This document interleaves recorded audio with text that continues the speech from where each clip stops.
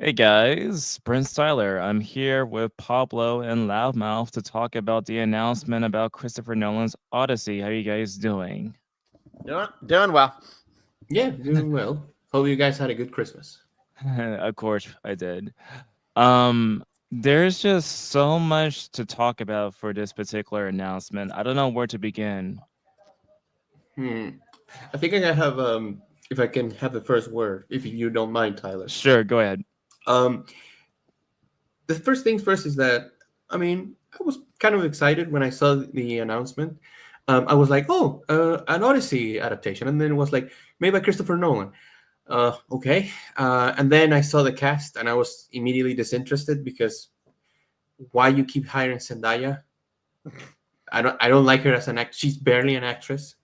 Then there's I think Tom Holland again, and but that's not Maybe the Zendaya can play one of the sirens.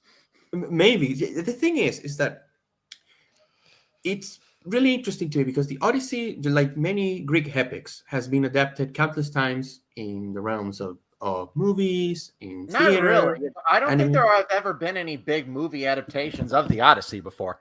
I remember there was a mini series back in the '90s, but in terms of Mm, like a big budget movie, I don't think it's been done before. Yeah, and mm. I I think think I'm prior thinking to about the older yeah, ones. prior to this one, there was of course Troy, which was I No, think an adaptation of the Iliad, and I believe there was also Jason and the Argonauts during the yeah, '60s. Yeah, go watch that. By the way, Troy's a good movie. yeah, Troy is a good movie, and I like it, but it essentially takes some Homer's Iliad and kind of strips out all the supernatural elements of it. The Yeah, thing about it. Homer's Iliad is it's impossible to separate fact from fiction when it comes to that story because it fuses real historical events with mythology, and what Mhm. what parts are mythology and what parts are actually happened during this war. We don't really know, and historians kind of debate. We do know there was a war between the Trojans and the Yeah, Greeks around that, that time, I but think but there's. beyond that, it's hard to say. I think there's even like from what I've seen from the historical angle of it, the consensus is yes, there was a war, but there's also the idea that a lot of the characters we encounter in the Iliad are are are like heroic versions of people who actually existed. I mean, Agamemnon, Achilles, all those characters, likely there's a real life equivalent to them. Not exactly them, but there's a real life equivalent to them.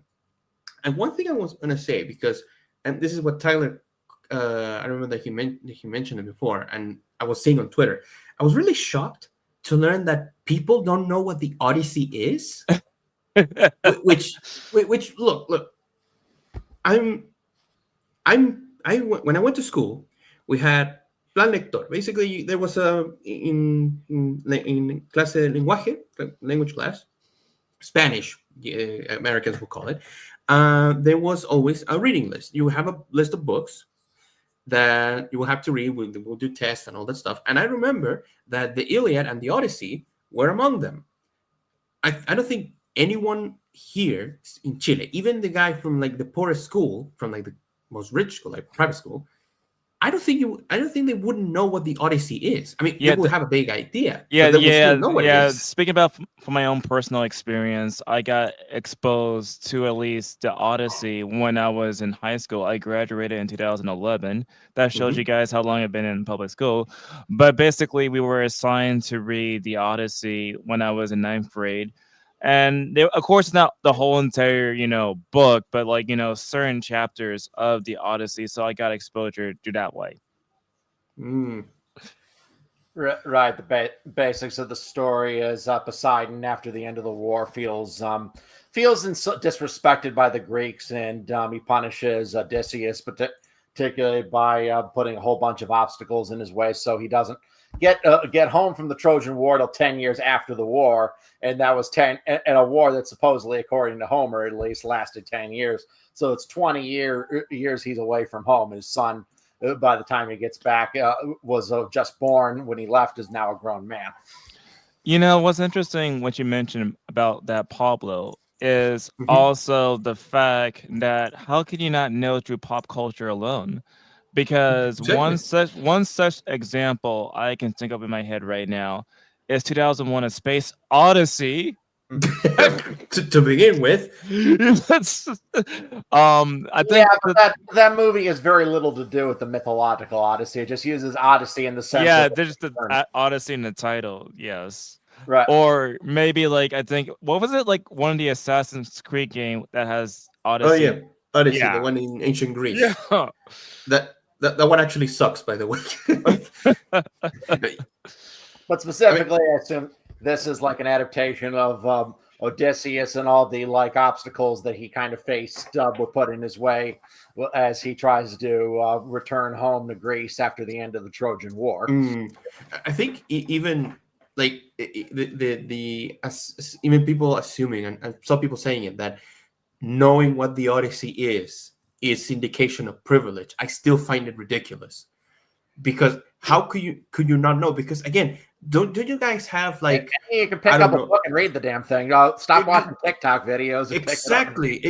That's the thing I don't understand. I mean, it's really interesting to me that in the day and age we are now, people are more aware of certain things through TikTok than they are from actually reading. And the problem is that reading isn't even good right now. Especially, I saw a girl who was posting her list of books that she read in the year, like 101 books, and people have been seeing them, and they were like, okay, half of these books are not only young adult novels, but they're also, I think, soft erotica. Does that count? I mean, you read ancient Greek mythology, you get plenty of that erotica there. Yeah, exactly. Oh yeah, those harpies. I mean, no, there's some real fucked up stories in old Greek myths. Are you familiar with the origin of the Minotaur? Oh yeah, I'm familiar with it. I'll reiterate it for the audience. Basically, the king Minos of Crete decides to only sacrifice his lesser cattle onto Poseidon than his more prized cattle, thinking Poseidon wouldn't notice. Well, Poseidon did notice, and he was really, really pissed about that. So what he does is he goes to Aphrodite, the love goddess, and has them cast a curse on the king's wife to fall in love with that bull. And she's able to seduce the bull with the help of Daedalus. The bull impregnates her, and she gives birth to a half bull, half man creature, the Minotaur, which translates to the bull of Minos. That's it. Yeah, I remember that one thing. I mean, there's also, you could say, like plenty of these sort of stories where Zeus basically goes out and just violates those women all the time. Like, I think one story has him like disguise himself as some sort of geese or whatever, and then impregnates a woman that way. That's actually the origin of Helen of Troy. Actually, Helen of Troy was a daughter of Zeus, and for some reason Zeus seduced her mother in the form of a swan. Why? Because, I don't know, the ancient Greeks were a bunch of perverts. One interesting thing about the origin of the Minotaur is that it is believed that because they've been there's actually enough evidence to suggest that there was like a bull cult in Crete, which was uncommon in the Bronze Age, that the act of who was the one who killed the Minotaur? I forgot the name. The one who killed him, that would be Theseus. Okay. Apparently the act of Theseus killing the Minotaur is mainland Greeks eliminating the last remains of an ancient Cretan culture. Like that, that's something I remember reading. Like reading of, because he was the hero from Athens. Yeah, exactly. It's like showing that you're no longer Minoans. You're now Greeks, just like we are. But it's also interesting because, of course, besides the Odyssey and also the Iliad being the primary sources for Greek mythology, I think the oldest collection of Greek myths is something that is known as the Library of Apollodorus, which has almost all these sort of, I guess, stories we were talking about earlier, because that's the oldest source for Greek mythology. Of course, there's also metamorphoses. I think that's like, not necessarily Greek, but more on the Roman side of things, and some other kind of stories that's not popping up in my head right now.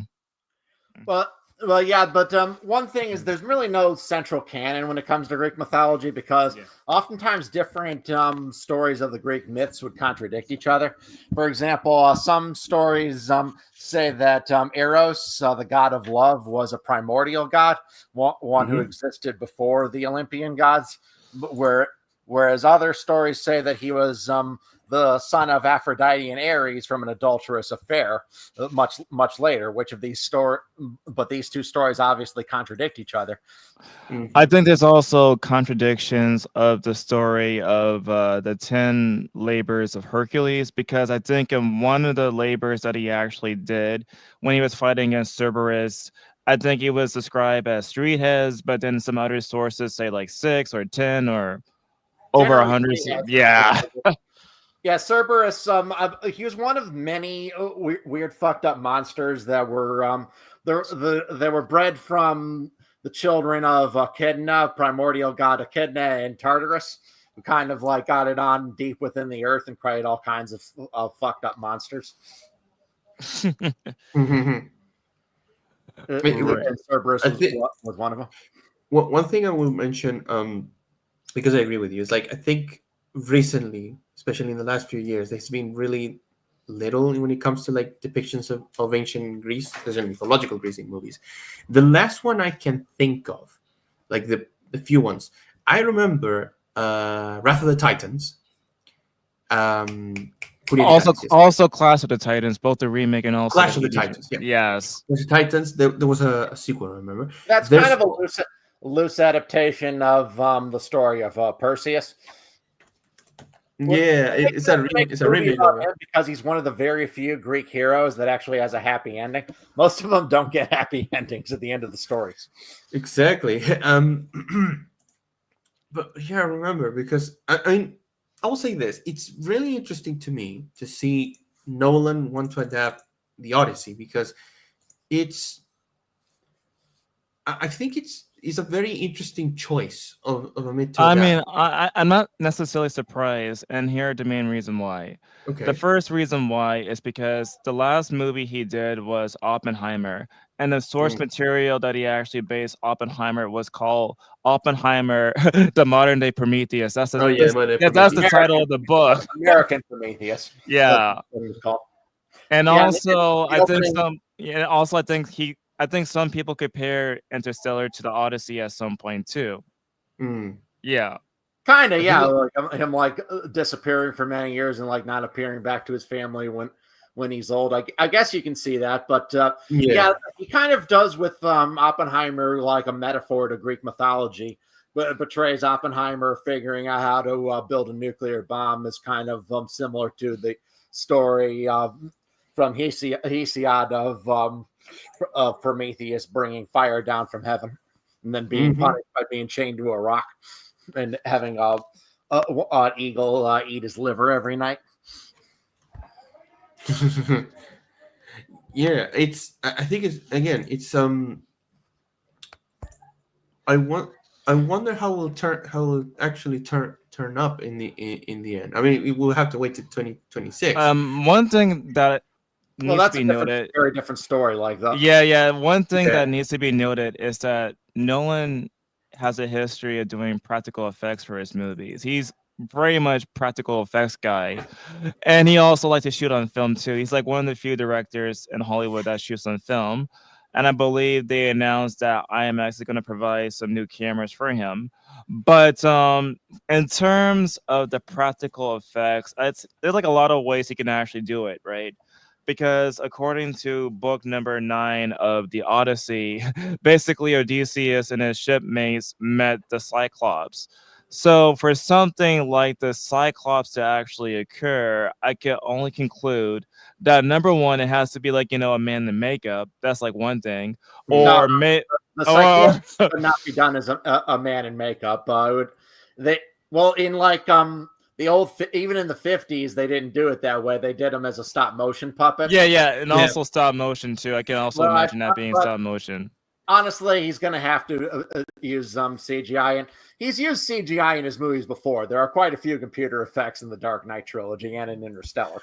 So when you say that again, when you say I think of practical effects, I wonder he's gonna build a Greek galley, and he's gonna actually buy slaves to to man the galley. No, I mean I know they didn't use slaves, but the Yeah, thing is that, and the sea hydra definitely. I don't know how they're going to do that without a lot of computer animation. the thing is that it's knowing Nolan and knowing the fact that he's a guy who likes practical effects, especially when it comes with, for example, the bomb in Oppenheimer. The question I get is, it's how it's if we're gonna have a movie that is essentially like a modern recreation or like modern version of what those 60s and 70s movies were. Like if we're gonna get something similar. I think the last time they did some sort of stop motion animation for a live action production in this day and age, that's not necessarily just strictly stop motion animation. I think it was one of the Star Wars shows, if I'm not mistaken. They actually filmed something in stop motion animation. Yeah, I think a recent Star Wars show actually did do that. Yeah. I haven't watched the show, so I don't know how well it works though. I haven't watched a Star Wars show in ages. But yeah, I mean, there's like I wonder who in the cast will play Calypso, the Titaness that Odysseus hooks up with for a while. He's kind of an interesting conundrum because he essentially gets marooned on this island that's essentially a paradise. He's given this like beautiful Titan maiden who serves her. He's tempted to just stay with her forever, but kind of he decides eventually that his duty to his country and to his family overrides the earthly pleasures of this world. So which is kind of an important theme there. As far as Odysseus, I guess just looking at the cast list, who do you guys think is gonna play him? Would it be like Matt Damon? Maybe. I guess he's old enough that he could play Odysseus at the end of his journey, but I get maybe they'll like digitally de-age him early in the movie, and then he'll just be like himself at the end of the movie. Yeah, I can see that because they have tried that technology with Harrison Ford for the last Indiana Jones movie, where he actually does look really young with the de-aging technology. Yeah, and the technology definitely isn't perfect, but it's getting better. Yeah, I could definitely see it. But what about these other kind of characters? Like, who do you think is gonna play who? I'm actually guessing that Lupita Nyong'o will probably be Calypso. That's my guess. But I could be wrong on that. Excuse me, what was the question? The question was like, what do you think gonna play who based upon the cast list? Okay, let me check the cast list again. Matt Damon, Tom Holland, Zendaya, Anne Hathaway, Lupita Nyong'o, Robert Pattinson, and Charlize Theron. I mean, I would be really surprised if Matt Damon isn't Odysseus, because you can't have him being a young man. Maybe he'll play Zeus. Oh, but maybe. Who knows? Lupita Nyong'o, that's a very good question. Maybe she's gonna be Calypso, or yeah, that's my Circe. guess, and I'm guessing she's Calypso Or Circe. Robert Pattinson. Of course, a member of Odysseus' crew. Maybe Pattinson will be. He could be Odysseus, or maybe he'll be Poseidon. Yeah, because here's the thing. It would be really weird if the movie is just simply like Troy. Like there's no supernatural element to it. No, I mean, it wouldn't make. Christopher Nolan has confirmed they will focus on the supernatural elements. Yeah, Zendaya actually, I think, would probably be Circe. That'd probably be the role for her. Okay, I don't know what people. Circe, the witch goddess who turns his men into swine. What did he mean by this? What's that? What is like? It's like witch who lives in an island secluded and turns people into animals. What did he mean by this? Circe. That's in the story. Turns them into swine. No. I know. It's just. I don't know. I don't find Zendaya attractive. Nevertheless, nonetheless, like a good actress. I don't know why people keep just. Or maybe Charlize Theron can be Calypso. Oh, yeah, that'd be good. I mean, hell, if I I was hope. staying on an island with on a paradise island with Charlize Theron, I wouldn't leave. I hope. I wish Anne Hathaway is Penelope. Hmm. Hopefully, I can like see that. I was thinking even who knows if maybe just maybe. So I think Matt Damon Odysseus, Tom Holland Telemachus, like Odysseus' son. Yeah, I can see that, like his son grown. But then again, I think he's too old for that because his son grown would be like in his early 20s, and I Tom was Holland, even isn't I he was like even almost 30 thinking now? I was even thinking, and this could be like a long stretch, but do you imagine if Robert Pattinson is Odysseus, and Matt Damon is Odysseus but older? Hmm. I don't think that would work. No, because the men look too different. I think Odysseus needs to be one actor throughout the whole movie. I would say one thing. It's not. I want to get this out of the way, but it's like I know if people are gonna eventually when there's images of the cast, people are gonna wonder, wow, they're gonna making it another ancient Greek movie, and there's no actor that looks like an ancient Greek. The one thing I will say is that yes, we have that for like a few years by now. I think if I was like historically purist, I will hire actors who look the part. Because for some reason, some people think that ancient Greece is like this mythical, magical place that didn't exist when, guys, ancient Greece was a thing, it was an actual civilization. Yeah. Well, like that's been a thing for a while. Like in 300, for example, we can assume that Gerard Butler comes from the Scottish part of Greece. You didn't know is the unknown Celtic invasion of Sparta. That's the reason we have that. Like for example, with the Persians, Persians, I get it. I mean, you're ruling a multi-ethnic empire. Your soldiers are gonna be an example of that. Like no one had an issue with the Persian ambassador being black. I mean, it's kind of funny that Xerxes is portrayed by a Brazilian, which yeah, you should take everything in 300 with a grain of salt in terms of I know. accuracy. I will say this: I'm kind of shocked that a lot of people just. I mean, when I saw the movie, I was like, "Yeah, this is like the way I saw it was like this is how the Spartans see themselves and how they saw the war, how they saw the battle." Yeah, it's the mythical version of Thermopylae rather than the historical version. Exactly, because how does the story begin? Is what's the name of the guy that Faramir, the guy who portrayed Faramir does? I forget the name. But it's essentially the movie begins with him telling the story. So that's how I see it. It's not the actual like battle. No. This is how they see themselves. I mean, come on. You ever see that? You ever see that Robot Chicken sketch? What if the creators of 300 did a movie about the American Revolution? Oh yeah, I saw that one. That was fucking hilarious. It has George Washington's like really buff and shirtless and wears an American flag around his neck. But again, it's funny to me that there's people still like around. I remember that there was this guy. I think it was Big Joel. I don't know who it was, but it was this guy who started throwing. Wait, can I curse? Yeah, you go ahead. I don't care. Okay, so he would start just throwing shit about. Oh my god, 300 is so racist, and what people were telling him, you know that. It's not supposed to be the actual battle. Like it's supposed to be like how the Spartans see themselves. Yeah. But the funny thing was that he wasn't accepting it. He just wanted to get mad. And it's like, right. Look, I know that Xerxes wasn't butt naked, with covered in jewels, and being carried around in a huge ass throne by dozens and dozens. Being 7.5 feet tall is fucking ridiculous. Exactly. Was a normal size guy.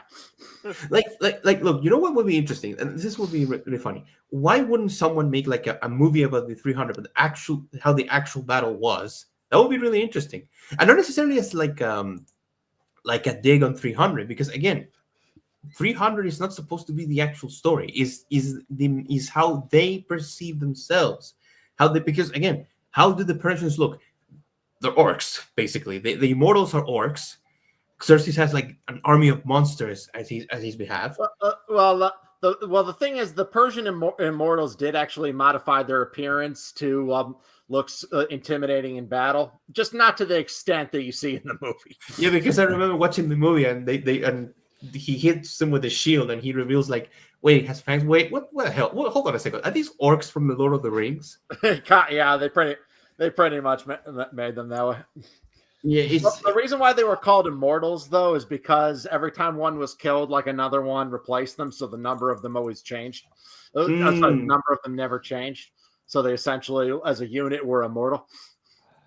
You know, there's one aspect for this movie that I'm just kind of curious because it's a really long book. The Odyssey is super long. I think over maybe 20 plus books in that particular story. But like, they really want to have a really good adaptation of that poem. They need to make it into 2 parts. 2 parts at least. 2 3-hour movies, that would be pretty amazing. Yeah. It'll probably be like 1 3-hour movie. It'll probably because it's probably going to be very condensed. But... Because I think, let me see the other movies, because there's plenty of movies of the Odyssey. And it's by the way, there's another movie of the Odyssey, which is The Return by Ralph Fiennes and Juliette Binoche as Penelope. Yeah, supposedly that's just about the part when Odysseus returns, and that's all it adapts, not the journey. It's kind of funny that it's like old Odysseus, but he's still ripped as fuck. What Odysseus would be? I mean, this is a guy who's had it really rough, so he'd probably be in really damn good shape for a man his age. Even though he'd be like past 50, he'd probably be in really goddamn good shape. Yeah, because I tried to remember because so there's other movies. I don't know how much they adapt, but some of those are miniseries. Like for example, there's 1997 Odyssey, which is a miniseries. Most are miniseries. There's some movies there and there, but yeah, it would take long because I think prior to this announcement, like many people thought that something like the Odyssey is like impossible to film. It's like I believe it's like it's the same thing that was also said about the Lord of the Rings. People would say all the time it's impossible to adapt the Lord of the Rings to the screen, and I felt that many people probably felt the same for this story too. Yeah. It's interesting because when it comes to the Lord of the Rings, one of the aspects that I feel that makes those movies timeless is the fact that Peter Jackson and his crew managed to recreate the world of Middle Earth with good attention to detail. Because one of the things that I like about them was that they brought the guys who had worked with Tolkien's books, the guys who illustrated Tolkien's works. And one of the things that makes the movie look really good is that every single one of the monuments, the buildings, like the Argonath, the Gondor, Rohan, all of those are actually practical. Like the Argonath and Isengard, for example, those are actual maquettes, like actual miniatures. And it kind of a consistent visual design in each of these places, and kind of like different architecture really makes this feel like a world that has a history to it. Exactly, and I think it also helps when you shot it, because one of the things that I love about the backdrop of New Zealand is that you get every single place that you can need. You have forest, you have mountain, river, like lowlands, shrubland. You had everything in such a close proximity. So I think if I was Nolan, the first thing I will do is I have to make sure that everything looks not only looks ancient, but it has to look like we're going back into ancient Greece, especially considering that most of your journey is going to take place in a ship. Also, that means that they need to probably film entirely in Greece then, right? I think I heard some Greek movies they shot in Greece, Turkey. I heard the mythological version of Greece that the Odyssey was set in is more of a fantasy world than like a historical place. But by the way, just a funny side note, I was one time checking for books and I found this really crazy one, which is some guy had this theory that the Odyssey doesn't take place in ancient Greece, but in the Baltic Sea. Huh? That doesn't make sense. Okay, so take place in the Aegean. No. Like the thing is that I was like reading the description. So basically, he mentions that there's some passages on the Odyssey that doesn't make sense for the Aegean, and he also like his entire theory was the Odyssey is our tales from sea voyages from people from north and Baltic Sea that later will arrive into Greece via, I think it was like the Doric invasion, something he mentioned, and that's the reason why you have elements. For example, I heard that there's a blizzard. um it's an interesting it's an interesting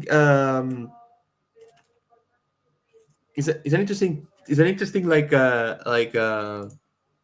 tale to it, but I think it doesn't carry too much weight. But going back to how this movie is gonna look, um I wonder if Nolan is gonna go the route of Troy and make vaguely historical, like Bronze Age uh costumes and sets, or we're gonna go like the classic Greek stuff we've seen like hundreds of times. Hmm. Yeah, It's interesting. that's a good question because I can only imagine that because Nolan's probably like a person that has like an eye for details for something Mm, like that. Maybe he'll probably go something that's not, of course, the stereotype for the costumes. Maybe. mm. Yeah, because I when I hear about Nolan to me reminds me of, for example, Robert Eggers. Like Eggers has that attention to detail when it comes to like historical detail. For example, The Northman, which is not a historical movie, but the movie itself is full of And details. by And the way, on my birthday, gonna see Nosferatu. oh, I heard it's really good. Oh, it's fucking amazing, dude. Like it's I Yeah. want to easily watch the it. best movie of 2024. It's really interesting to me that I saw someone complaining that they hated the movie because Nosferatu isn't hot. And I'm like, no, he's not supposed to be hot. He's a fucking demon. I He's meant think to that, I be think like I think the main reason why they have that image is because of stuff like Twilight. That's why. Yeah. yeah. If you're expecting it to be Twilight, you probably won't like it. But if you want, it basically, if you watch the 1922 movie, this is pretty much that, but with all the modern flourishes that have occurred over the century. Like I'm willing to bet if you could resurrect the filmmakers of the original Nosferatu and have them watch it, they'd say that was everything we intended, but we didn't have the technology to do.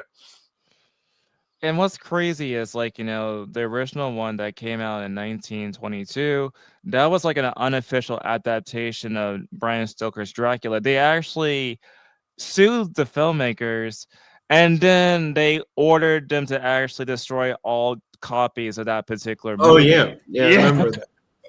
The thing about Nosferatu is that the reason why they changed it was Like, they they wanted to make a movie that was more palatable to German speaking audiences. So Yeah, that's why even though it is kind of a loose adaptation of Bram Stoker's Dracula, there are some critical differences between Nosferatu and Bram Stoker's Dracula that are important. And it seems like Robert Eggers really understood them and really brought them out his story, his adaptation, because it really shows like the sense of him being a bringer of plague. I believe that's what Nosferatu means, the plague bringer.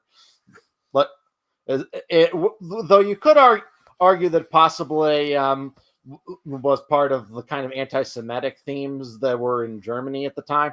If you look at the way Nosferatu looks, he kind of looks like a caricature of Jews from that time period.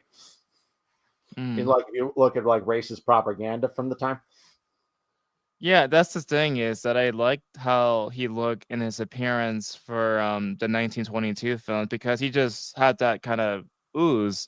And also I love how they use shadows a lot in the old film because when you see him walking across like the staircase and the shadow coming up, that's pretty impressive considering the time period. That's really impressive. Oh yeah. Just There's a lot of shots of like of rats and of carnivorous plants eating insects, and like a lot of coffins and crosses, all basically trying to give the audience really an uneasy feeling of like incoming dread. And then of course you see the monster played by very effective makeup. I mean, you look at the thing; it's kind of it almost makes him kind of a rat man, which fits the theme of him being like a plague bringer because rats are associated with bringers of plague. right. And I think one thing that I'm looking forward for this film when I see it is the cinematography looks fantastic just from the trailer alone. Oh, You yeah. The use of shadows. It's as innovative like it was in the original movie. You can see there's some very creative use of shadows to convey like an evil presence that's when haunting the screen. after if everyone has watched Nosferatu, we could talk about it. Yeah, of course, of Oh, Mm. definitely. course. Yeah, yeah. But one thing, But excuse me, I'm eating hot dogs. okay, Um, the thing is that I think there's a very different feeling I have with Nosferatu because it's not just a remake. Because in general, people are tired of remakes, but the thing is that people will accept a remake if it keeps the essence of the original, and because it's like respects it. And the thing with this one, from what I've seen people talking about it, especially from the trailers, and from, for example, I heard that the guy who portrays Nosferatu does a really incredible job. I Also believe doing it well. the person who plays him, I think he did the clown for the It movies. Yeah, and Yeah, he did it really good. The thing is that yeah. people like it because you keep the essence of the original one. Yes, a 1922 movie, but still you can't you It's not like like they say a quote unquote upgrade. I think it's like the more proper thing is called an homage. Also, I saw a meme. Someone posted it.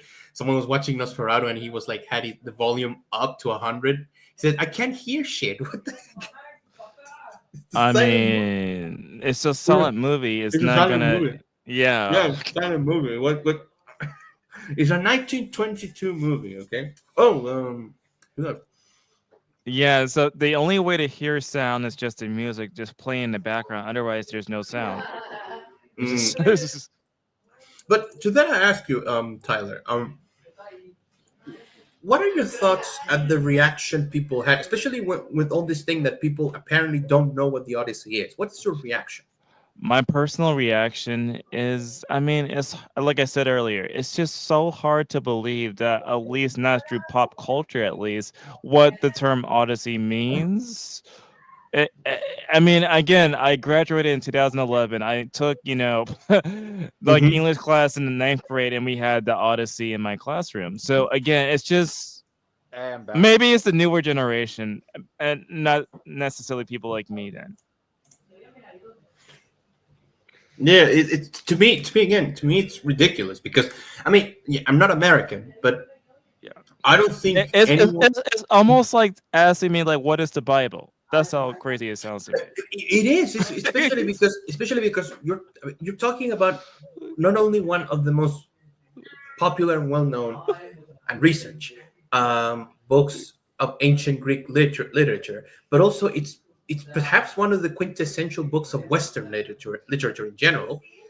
And not only that, not only that, how many things from the Odyssey and also the Iliad haven't been mentioned in popular culture for years and years and years? Yeah, I So mean, I think it was I forgot the name of the guy. What was it? Basically, this there was some sort of guy, I believe, that George Lucas referenced, where he talks about the hero's journey, and you see a lot of influence of the hero's journey from the Odyssey on many, many, many movies, books, etc., etc. Without the Odyssey, yeah, there would be no hero's journey. the hero's journey is that was from who said I still remember that one. Who was the one who said it? Joseph Campbell. Joseph Campbell. Yeah. Basically, basically that's a lot of people complain about it, but it's like that's the basis of pretty much most stories in the world. It's the call to adventure, supernatural aid, the threshold, the point of no return. There's a mentor, someone who helps you, the challenges, the temptations, a revelation, transformation, atonement, and the return. I mean, you can make you can have that with Star Wars basically. The call to adventure. Luke receives transmission from Leia. The the supernatural aid, Obi-Wan. You get the threshold when they go when you go with Han Solo and Chewbacca and they go to save the princess. I don't need to go on because that's essentially the story. Yeah, and a It's whole fun. bunch of things in the myths for example, the association with mermaids and singing that they have beautiful voices that Um, lure men in all came from the Odyssey. Hmm. I think even mermaids change a lot. They weren't originally sea creatures. Some even fly.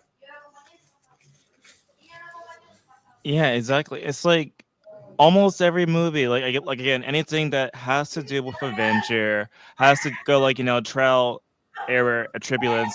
Those things come from the Odyssey. So again, like you were asking before, it's just maybe maybe because I watched the arts a lot, but it kind of like blows my mind when I hear people say they haven't heard of it.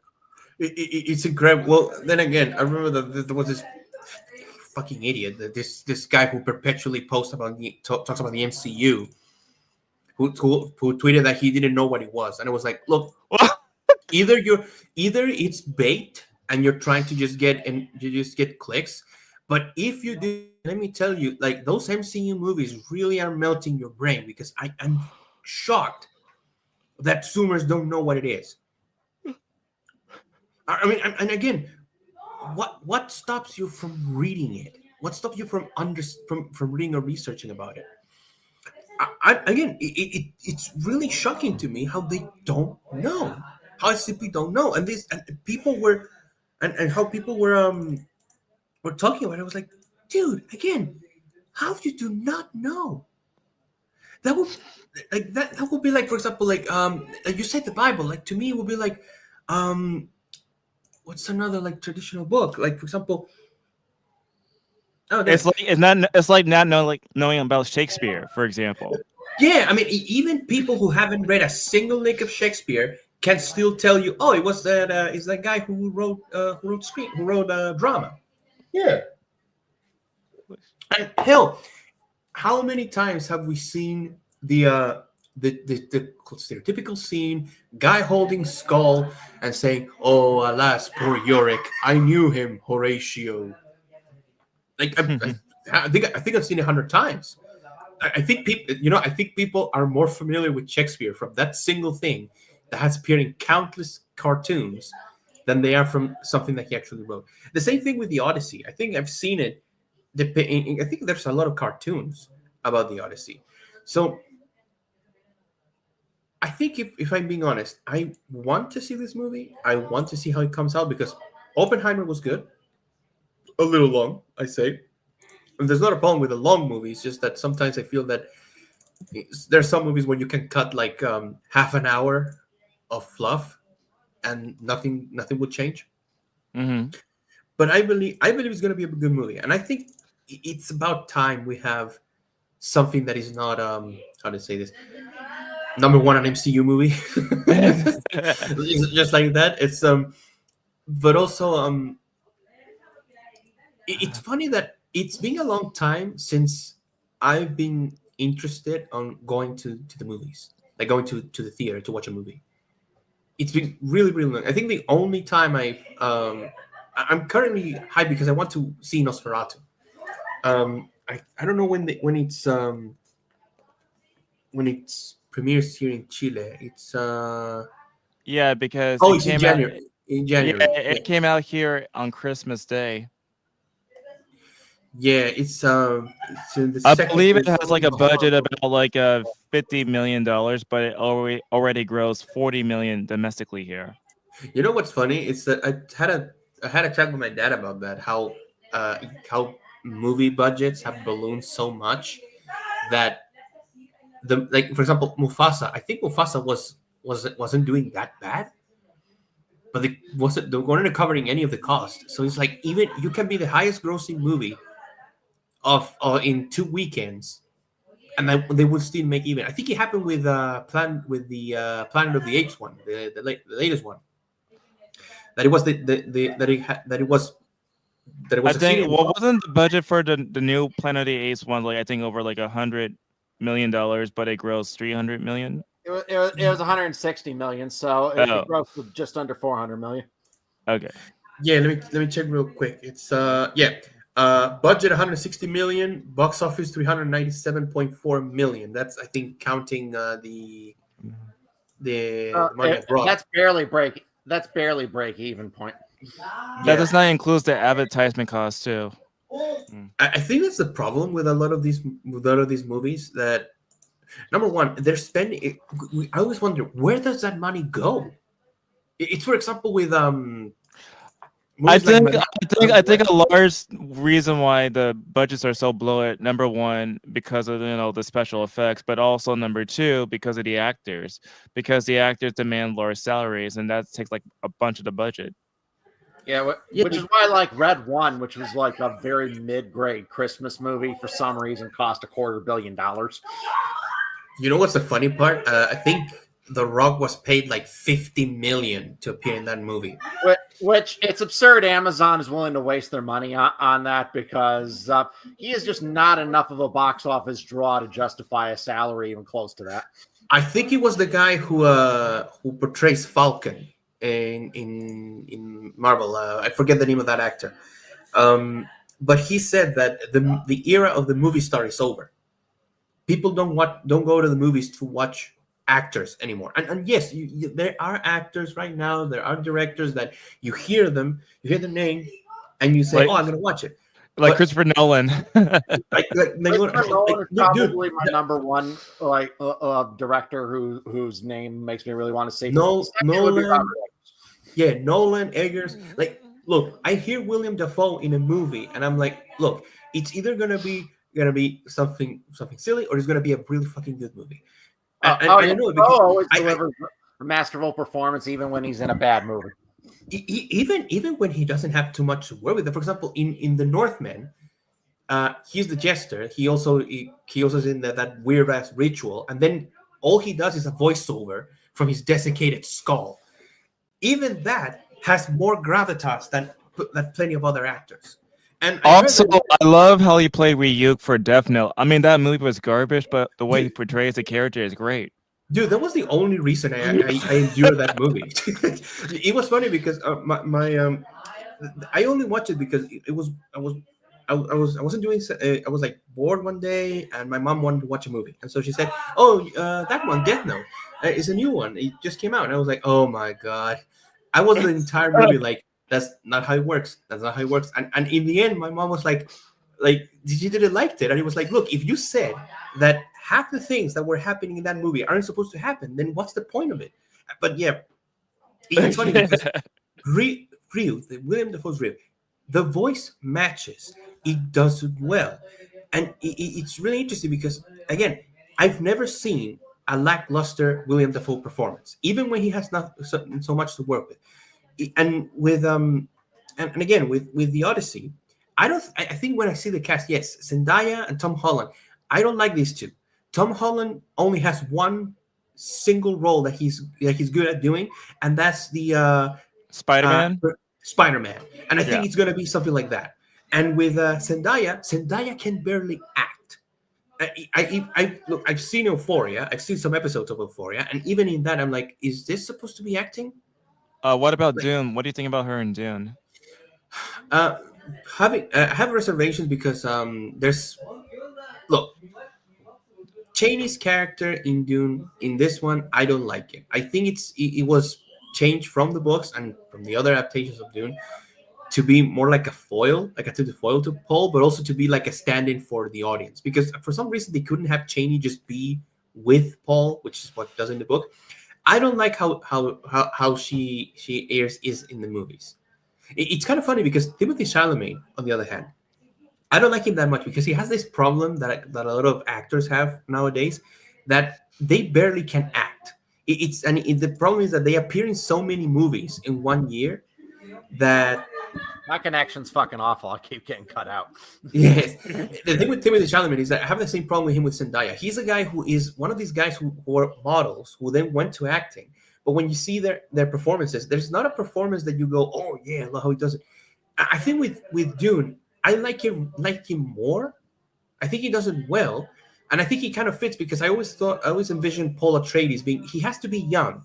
He has to have this look in his face that, oh, this is the kind of guy who has never been in a fight. but I think it works for the character.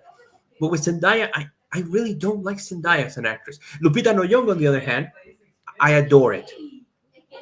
I think she does well. I think the only ones I don't like of her are the Black Panther movies. But even there, I think she does it a bit better than the rest. Her voice acting in The Wild Robot was fantastic. It's probably my second favorite movie of 2024. Well, behind Nosferatu was The Wild Robot. I think the other reason why I like Lupita Nyong'o is that she was raised in Mexico, and she knows how to speak Spanish. Have you seen that? Yeah, I've seen that. It was like in one of the Black Panther movies. I saw a clip of that. Yeah, I find it interesting because you rarely hear of a Kenyan or any person from African descent raised in a South American country. Not that we don't have like black people in South America. It's more like you rarely hear that. You will always hear like some European or North American or Canadian being raised in South America, but rarely an African. Huh. That's true. I never heard of one prior to her. But I would say I guess some other stuff. Well, of course, we covered the aspect about the special effects. Might be like, CG, might be practical, might be both. But I actually want to cover that a bit more because maybe it's possible that he can actually do both the practical and the CGI together. Oh, that's certainly what it will be. He'll probably do practical as much as he can, but there's definitely computer effects in it. Yeah, I think it's I don't know if he's gonna do it, but it would be. I mean, like when you like, there was this one part, I believe it was book number 5 of the Odyssey, where they basically meet up with Poseidon. There's no way you cannot do that part without some sort of like CG. I mean, maybe you can use like the practical effects for the boat, like you go like behind a green screen with the actors with the boat on it, and then you can make the water and also the storm CG and Poseidon CG. Not only that, but it's the way I see it, it will be really funny if Nolan did what the guys of the Lord of the Rings did miniatures and then use CGI to add in people or the characters, because some of the monsters, for example, I know that they're going to be mostly CGI, but it would be really interesting to see how he does them. For the Cyclops, I always had this idea that wouldn't it be interesting if the Cyclops are portrayed by people, like you have an actor with prosthetics you had the Cyclops absolutely have to be CGI. They're described as kind of like these very inhuman creatures in the I could definitely see the Cyclops as stop motion if it's not CGI or motion capture. Like I was thinking, because wouldn't it be interesting? Motion capture could work. Probably that's what. Wouldn't it be interesting to bring some, for example, because the way I see it is like, so Cyclops, there's giants also. Wouldn't it be interesting to bring, for example, let's say bring Andy Serkis and have like a motion capture Cyclops? In fact, I'm pretty certain that's what they're going to do. Yeah, I kind of buy that way. The one thing I also wonder is what they're going to do, because there's some ancient statues where the Cyclops has the eye in the middle of the forehead, right? not even where the eyes would be. I wonder if he's going to go with that for like a bit of authenticity and so make them look different, or I don't know, making something like the classic ones. That would be interesting in and of itself. The other creature that I wonder how he's gonna look. It's like that's what was it, like the 6-headed monster? Yeah. Because it's two. It's Charybdis. I don't think you can use a real 6-headed monster. I already imagine him like, look, they planted like a whole field of corn just for one scene. Like imagine that he goes like behind the scenes, like they ask him, "Oh, whoa, Christopher, that Cecilia monster was really good. What are the effects? What are you talking about? We baited it." But getting back to that angle, I mean, again, like we were talking earlier about Jason and the Argonauts, like the person that was actually in charge of those special effects was like Ray Harryhausen, who was trained by Willis O'Brien. And those special effects to do just the stop motion are just time consuming, because when you watch the movies, you see like these sort of people fighting against the skeletons, and I believe they did it again for Army of Darkness as a homage to what was done for Jason and the Argonauts. So if he really want to go that practical route and want to pay homage to those earlier movies, stop motion in. Well, the thing about Ray Harryhausen, though, is that what you have to really appreciate is the dude must have had like a photographic memory, because when they do stop motion today in movies like Cobra and the Two Strings or the recent Pinocchio or what have you, they kind of have like it on a they had to have like a digital screen where the animator can see all his progress. But Ray Harryhausen didn't have to do that. He really had to he had to rely entirely on memory. So the fact that he was able to do that is very impressive. Not only that, is that you're considering that there was some interesting feats that I remember he did. There was there's two creatures that I remember. I think that two of them are from the same movie. I don't remember. They're from Sinbad movies. One is Kali, which is this statue that comes to life and fights Sinbad. Yeah. Which it has the same principle to the skeletons. You have a stop motion character, and you have the actors fighting with it. The thing about the skeletons, like to me, to this day, I think that scene will never be topped by anything. Even with all modern technology, the whole human, the effort to get that scene together. Because I remember the way they did it was they brought some guys, they put numbers on their backs, and they rehearsed the fight with the actors. Then those guys left. The actors did the moves as they rehearsed, and then they put the skeletons in. And yeah, the kind other one, of through analog compositing, and you can see like compositing shots of like putting film together in movies way back to the beginning of the 20th century. yeah, the other one I remember is that there's this I think this in one of the Sinbad movies. There's a saber-toothed cat, and it's covered in fur. And the thing about that creature in particular is that stop motion rarely uses creatures with fur, because people notice the patterns of the fur when you're touching it to move it. But in this case, it didn't move. It didn't move at all. It actually looked very good. And it's a thing we call it. I remember people saying that with King Kong when it came out, that was an unintentional side effect. We were saying, "Oh, the effects in this movie are so realistic; you can see the animal's fur waving." Yeah, exactly. I mean, again, to me, it would be really interesting. Kind of something similar, like when Yoda as a puppet, they frustratingly tried their best to prevent his ears from wiggling, but the ears still wiggled. When they made him a bigger animated character in later movies, they added the ears wiggling intentionally there to match the puppet, even though also, I mean, with the case of King Kong, there's like a lot of different techniques. Not only do they actually have like, stop motion animation, but also they have rear projections for those particular scenes with these actors, because for example, they would have footage of King Kong playing in the background. Then they will have the actors, actually on the log as a prop, right? And so they will film the actors and, of course, filming the real projection at the same time to get that shot together. Yeah. Christopher Nolan will be, nah, man, we're actually going to bring the actual King Kong. Well, I know. Like they used nothing but practical explosions to recreate the first atomic bomb, and in that one scene, that was all a very impressive shot. I remember people were joking when they heard about that. I'm like, so is Chris Nolan really going to detonate a nuke now? I want the same thing. It's just, I mean, to me, it's interesting thing about this, because if it was any other director, you would say, oh, it's going to be bad.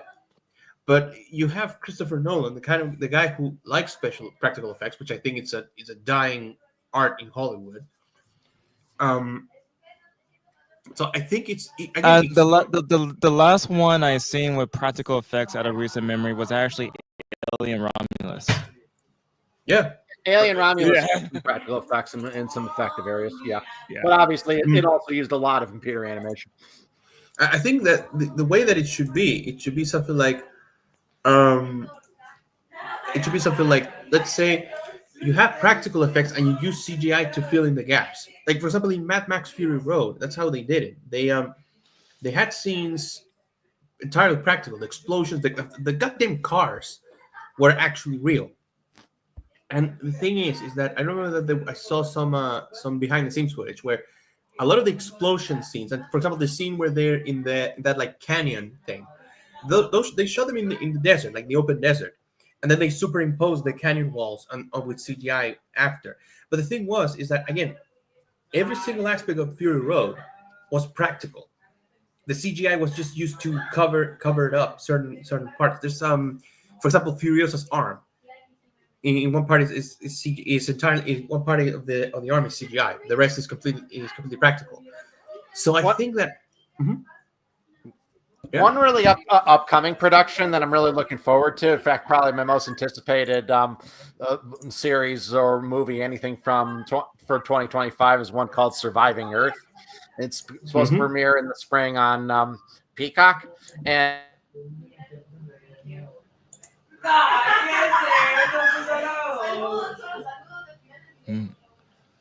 Oh, I think his internet froze up again. it's okay. Well,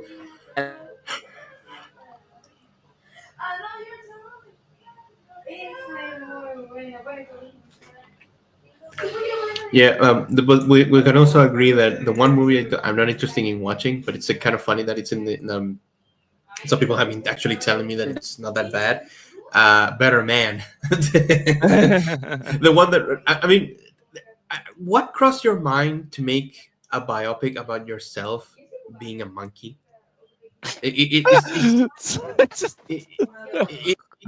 such a weird thing because I've seen a lot of people saying that imagine being so boring as a person that you have to basically just make your own furry OC to starting the movie.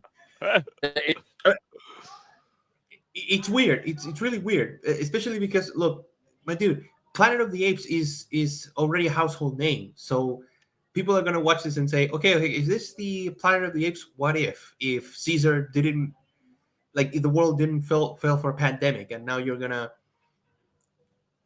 he actually won over people by the power of singing. Also, there's the one. Also, the thing I heard is that apparently there's scenes of the chimp doing coke. So I'm like, is that your selling point? A chimpanzee doing cocaine? I mean, I'm not surprised considering that they literally had a whole entire movie called Cocaine Bear. Look, I will say this again: that the filmmaking industry in this last few years is just a roller coaster. Like you will sometimes have one or two good movies. Like for example, recently Nosferatu. Now you had the Mad Max Fury Road back a few years ago. You have good movies once or twice, and then the rest is just garbage. The things that you immediately forget about. Like for example, have you heard of the Lord of the Rings War of the Rohirrim? Yeah, the anime one. Yeah, I heard of it. Yeah, I watched it with my dad and my sister, and look, the movie is not bad because I think that for me a bad movie is one that the script doesn't work, where nothing works. The movie's not bad because the animation looks decent in some parts. The script, although full of cliches, does what it's exactly supposed to be. It's a story of a young warrior princess. But that's the problem right there because you try to make Mulan in the Lord of the Rings universe. And the worst part of it is that they try to tell you that, oh, the reason why you never heard of this character is because no one remembers her.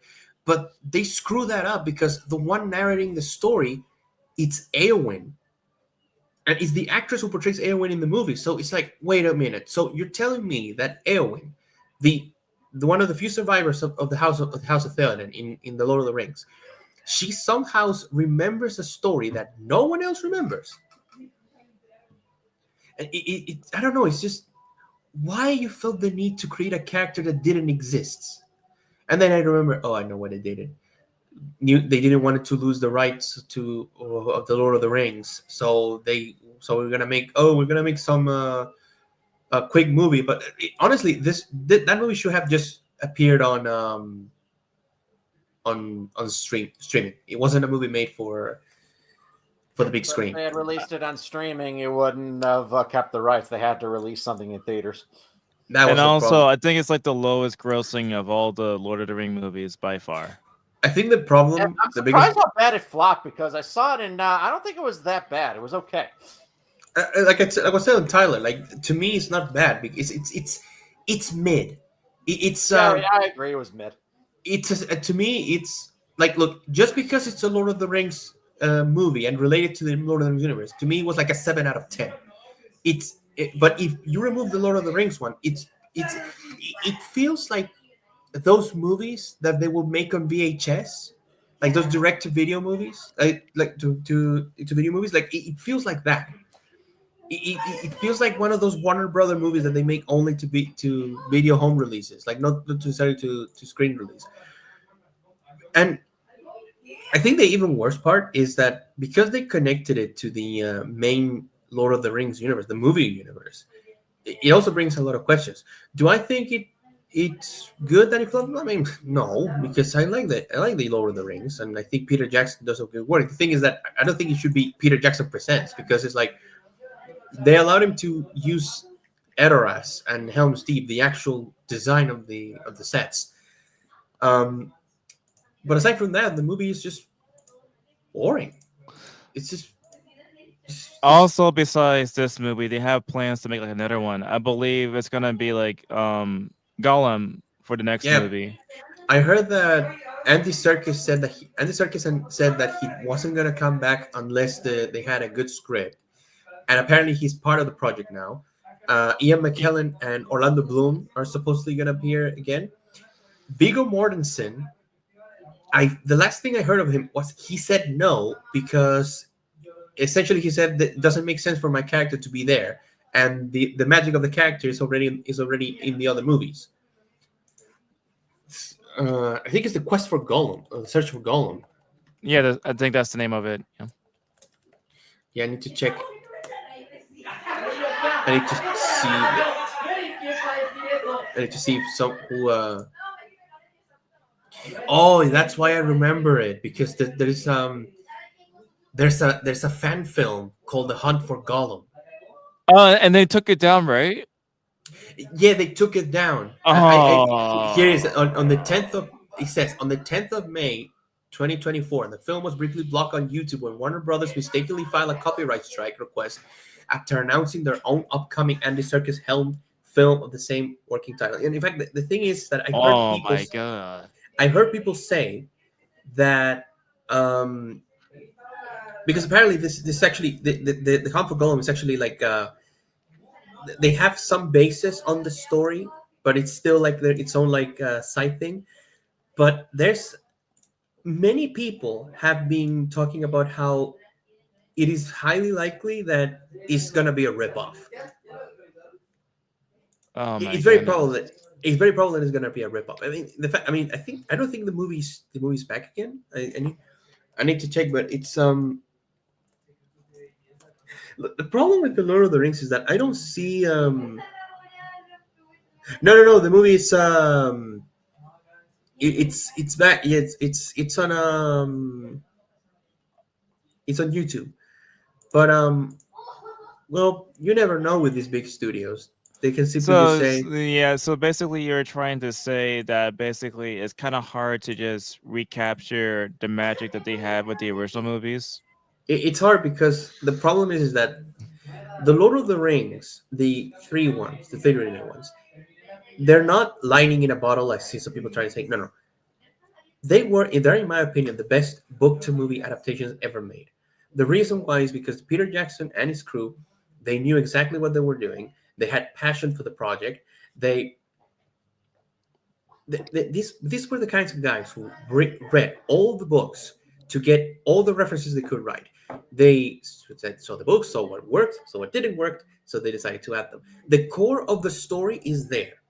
Everything that makes the story the story is there. And then you have the Hobbit, and the Hobbit, to me, the problem is that it just feels like the Star Wars prequels. It's a CGI fest full of, in some cases, with member berries, with nostalgia. I think it doesn't have as many member berries or nostalgia moments like some other movies. There's one or two in some of the other ones. I think the problem with the is not that they're bad movies. I think it's just too bloated. Need like a Yeah, lot of editing. to be honest, the movies could have been it could have been two, and if you wanted to be charitable, I could simply have seen those movies being a TV show. But the way I see it is the problem with the modern industry, for modern film industry, is that because of streaming, number one, some of those guys are making movies directly for streaming nowadays. But the problem is that we have some people have just lost the love for cinema. We have like very few directors who actually make movies because they love to make movies, or they love that making a movie has there's actually a reason why people want to watch movies. They're interested in watching them. That's why I feel that Nolan is not going to be the guy who's just going to say, okay, just done, go over. No. It's clear to me he's going to be the guy who's going to make a movie that he's a guy who loves movies. Like Robert Eggers, him, these are the kinds of guys who love to make movies. They like to make movies. They like people watching those movies. They make interesting movies. I mean, hell, Oppenheimer did so well because of that. And But there's a lot also of another director besides Nolan that I like is also Tarantino too, because Tarantino. he clearly likes to make movies, and he's also knowledgeable about the movies that he watched too. Exactly, and it's funny to me because uh, a lot of people criticize him. I've seen a lot of people criticize him for some reason. Most women, I wonder why. Mostly, yeah. For some reason, mostly women don't like Tarantino. But It's so strange because he made like the most kick-ass character, the bride. yeah, like Kill Bill, it's essentially the strong. It's a powerful female character. Like I don't know why people Yeah. didn't like that. But the thing about the thing about Tarantino is that he has an ability to write dialogue, to write conversation between characters that feel natural, which is something that I think it's really really hard skill to get. But the thing about Tarantino is that when you watch a Tarantino movie, not only you know that you're watching a Tarantino movie, you understand exactly, oh, this is the kind of guy who, because for some reason people don't like it. Look, he likes blood, he likes gore, deal with it. That's the kind of movies that he wants to make. And in the case of again with Nolan, I think I give him too much. I thought not so good of him because of the last few Dark Knight Return movies. Um, Also, Tenet, the last one, Tenet wasn't it? Yeah, it's in it. Yeah, I didn't like Tenet. It's it feels I don't know. It's one of those movies that I wish I could explain it. It feels convoluted at parts. It's one of those movies that it's like this kind of like psychological trip, but it just feels like was that all necessary? Like that's the story that you want to tell? I don't know. You feel the same about it. I mean, I haven't watched Tenet yet, but I know that Tenet, Tenet. it was a flop at the box office. I know that for sure because it was released during COVID, and nobody wanted to go to the movies, and that's why I believe Nolan split it directly from Warner Brothers because of the whole entire situation with the streaming rights and stuff. Yeah, because I remember the pandemic, and I think that the few people who went to watch it didn't even like it. I think it was like it's one of those movies that it's too long for its own good. Mm. Um, but again, with this one, I feel that we're in for a good story. We're in for a good one. Who knows? Maybe before the movie comes out, there's gonna be another Barbieheimer like situation. Oh my god! I mean, originally I believe the Batman Part Two was supposed to come out the same year as this movie, but they changed the date by 1 year because of the Yeah, decision by James Gunn. yeah. So Yeah. it's interesting because I wonder I, I I wonder what this movie that what we have in store for that movie. Because to be honest, I like the Batman movie. Some people didn't like it as much. I think it's a good movie, but I mean, it's who doesn't like the Batman movies though? Like, I don't know. Like I heard people who say that they didn't like it because they say that I don't like this Batman. Look, the movie's amazing. It's amazing, and come on, a lot of people have watched the Penguin, and I also love it. So honestly, there's a lot in store for this universe. Well, I mean, the only reason I watched the Penguin was because of Christine Melody, Sofia Falcon. So that's one of the reasons. I thought like the only reason to watch it is because of Colin Farrell. Yeah, it's her and also the Yeah. crazy psycho mafia lady. But but it's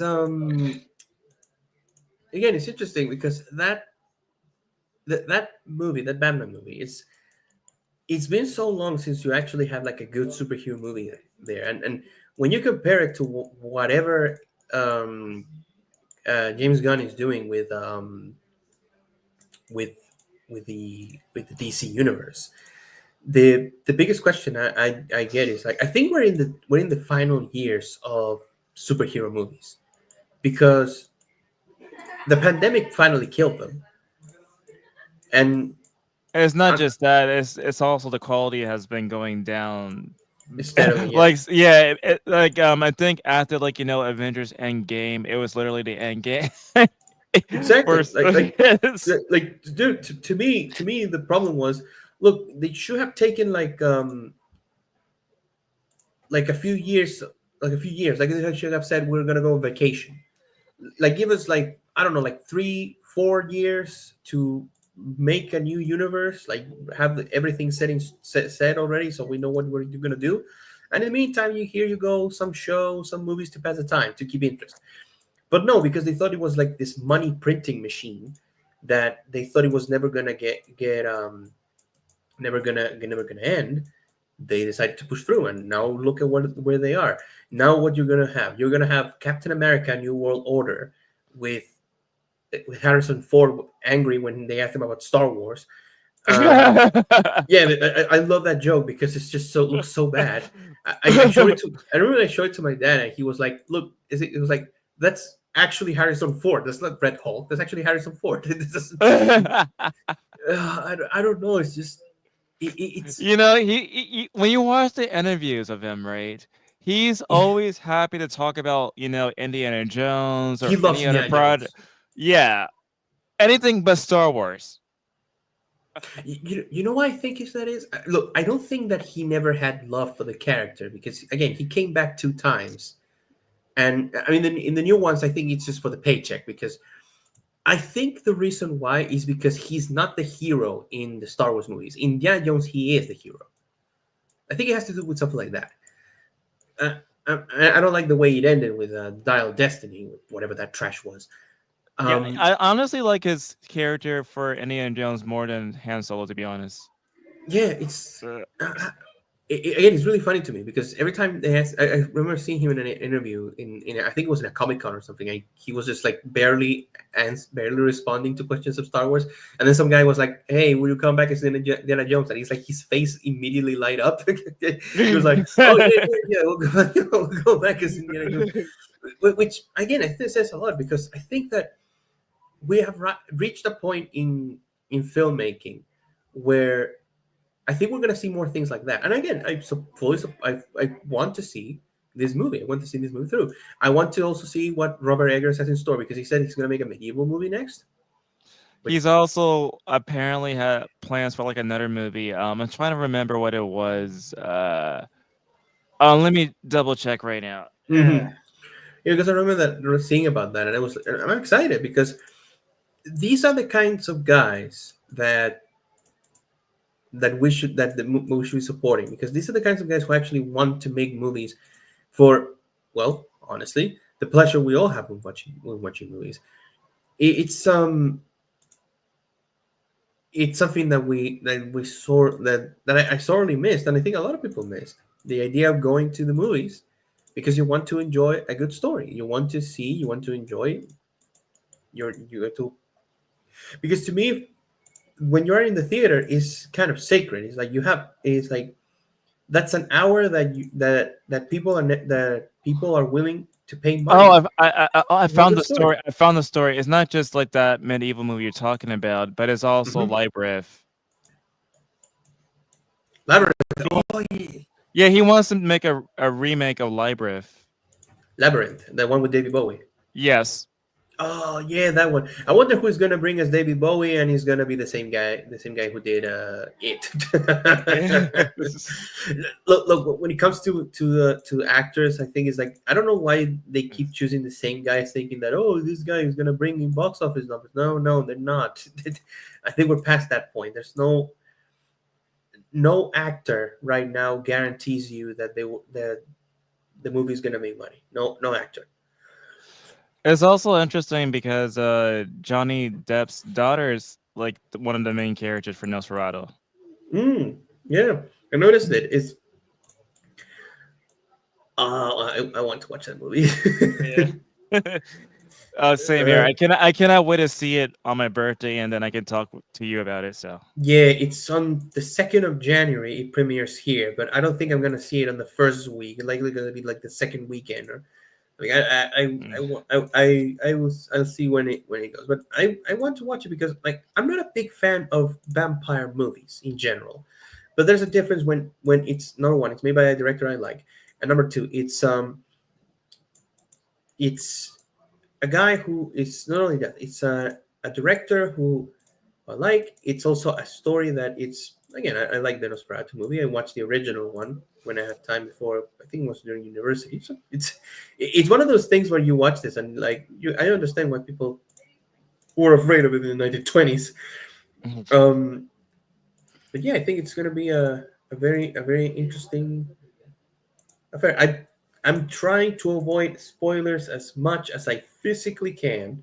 And I know someone say, "Why you don't want spoilers for a movie that it's a remake of a 1920s one?" I was like, "Yeah, I know, but I still But the don't thing want to." is, like, even though it's like based upon a really old movie that's like 100+ years old, you'll still find some new details in this new interpretation of the same story that's not in the original. So Exactly.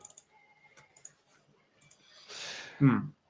exactly, it's like the same thing with like when they had like the Sting. I mean, originally the Sting was like a movie that was made in the 1950s, but because John Carpenter decided to do like a remake of that, there was like details that were not in the original. Mm-hmm. Yes. Exactly. Also, it's kind of a shame that Loudmouth is not here. Mhm. But anyway, I guess we're gonna wrap up the stream right now. So, Mm-hmm. final thoughts about this project for the Odyssey. I think it's a project I'm looking forward to it. I hope that by 2025 is ending, I think roughly around November, December, we'll already have like a teaser or a trailer, likely. Um, it's it's a movie I'm excited to watch because I'm a fan of Greek mythology. I'm a fan of history. I want to. Like I said, I want to feel happy to go to the movie theater again. I want to be happy that at the idea, of, oh, I'm going to watch something that's actually going to be good, that is actually going to be worth my time, which I think I'm looking forward to because, like again, Nosferatu is premiering essentially next week, like next week. So yeah, I'm excited for that. I hope that this is not like one and like a situation that is like the only one there. I hope that we actually get to see more movies like that. Maybe who knows? Maybe we'll have like this is like if we can finish this, Tyler, with like a movie we wish like an ancient story or like a book that you want adapted. I would There's love to see. there's this one book, Mhm. this one story that I want to see really badly for the big stream. That's Gilgamesh. Oh yes, the Epic of Gilgamesh. No one has made an adaptation of that. I would love to see one. There's that one. There's one I would like to see. I mean, there's hundreds of representations of it, but I would like to see like a more modern one. Journey to the West.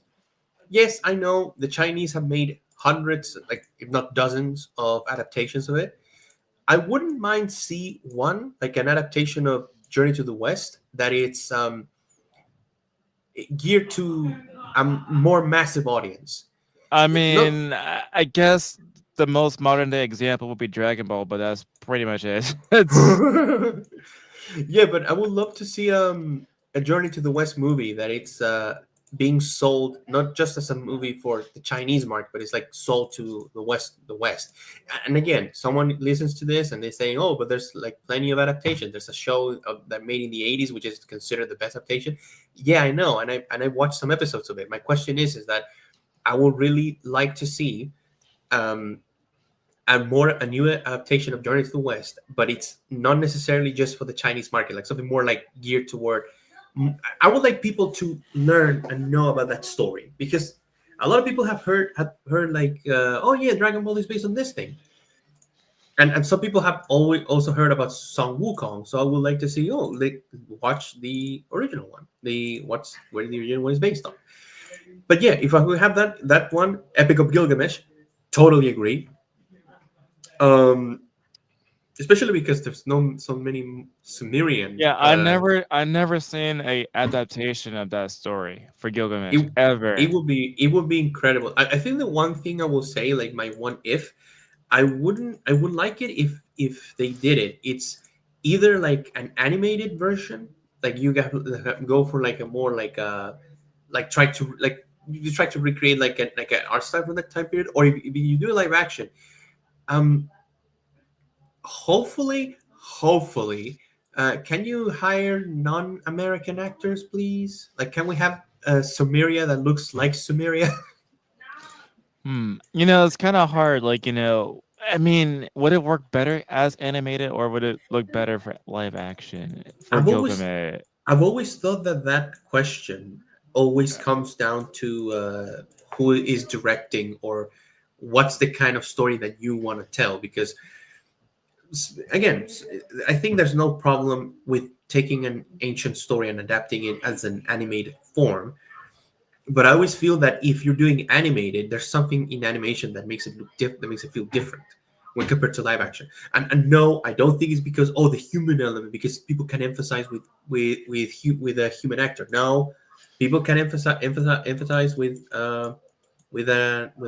a drawn character. You don't know that? Well, watch more movies. Um, but yeah, that will be an interesting. Again, that will be interesting, and hopefully, who knows? Maybe in the next few years, we have someone who says, "I'm gonna do that." Hopefully, Yeah, I think it might be like, really cool to see a Gilgamesh one, but like another ancient story that I think I've never seen an adaptation for. Uh, I mean, we have plenty and plenty and plenty of adaptations of Hercules, but have they ever made a movie for like the 12 labors of Hercules at some point? I don't think so. I think there were some. Can't remember that there were two Hercules movies that came out around the same time. One with The Rock. There was another one that was really bad. I remember watching it. And The Rock, look, the one with The Rock, it's funny because it's one of those movies that Hollywood no longer makes, which are those adventure movies where you have the plucky group of heroes going to distant lands, fighting enemies and stuff. I think it's one of the few times where I can't stand The Rock as an actor, because, well, if your role is to look buff as Hercules, he does it well. Well, that's the only thing he knows how to do well. Uh, you can't watch it. It's not a bad movie, but it doesn't adapt the works. In fact, it actually does this thing where the movie, it pretty much tells you that the whole labors of Hercules are actually like a story made up by his cousin, because there's they show scenes of Hercules fighting the monsters like the Erymanthean Bull, the Hydra, and they also mention that some of the weapons he brings because the movie is about the king of the king asked him to fight against a rebel, and he gives his army weapons, and Yola says that the armor is made from leather of the Erymanthean boar, and blah blah blah blah, but it's pretty much implied that all those tales are just that, tales. And it's that Hercules is just this guy who's just humongously strong. And it's an interesting take. I give it that. But yeah, I do think that no movie has ever adapted the 12 labors.